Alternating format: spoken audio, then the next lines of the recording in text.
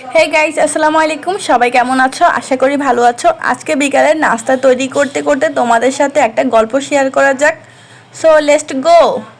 আজকের গল্পের মূল পাঠ হচ্ছে এক চালাক বালকের।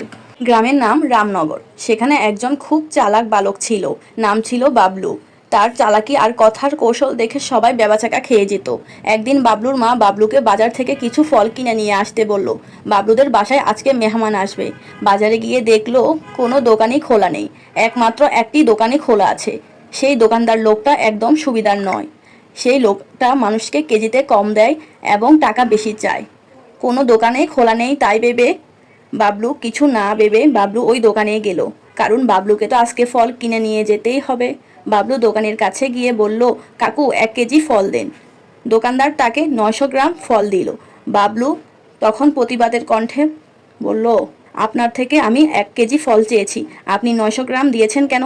দোকানদার তখন তখন বলল, শোনো বাবু, 1 কেজি ফল দিয়েছি তোমায়। এই কথা বলার সাথে সাথে আর কম দিয়েছি তাতে কি হয়েছে? তোমার বাড়ি নিয়ে যেতে তো খুব সুবিধাই হবে। টাকাটা তো তোমার নয়, তোমার মায়ের। তুমি তো আরাম করে বাড়ি যেতে পারবে। দোকানদার বাবলুকে বাচ্চা ভেবে ঠকাতে চেয়েছিল। বাবলু তার বেশি কিছু না বলে, সে জানে এখানে তর্ক করে কোনো লাভ নেই। বাবলু ফলগুলো হাতে নিল, দোকানদারকে 900 গ্রাম ফলের দাম দিল। দোকানদার তখন রেগে ফুঁসলে বলল, টাকা কম কেন, আরও টাকা লাগবে। তখন বাবলু উত্তর দিল, কাকু টাকা তো একদম ঠিকই দিয়েছি, কোথায় কম দিয়েছি? পয়সা কম দিয়েছি তাতে কি হয়েছে? তোমার তো গুনতে সুবিধাই হবে, তাছাড়া আপনি আরাম করে গুনতে পারবেন। এখন আমি চলি। এই বলে বাবলু চলে গেল বাসায়। বন্ধুরা, যখন কোনো সমস্যায় পড়বে তাহলে শান্ত মাথায় বুদ্ধি দিয়ে সমাধানে। তো বন্ধুরা, আমার আজকের গল্পটা তোমাদের থেকে কেমন লেগেছে কমেন্ট করে জানাবে।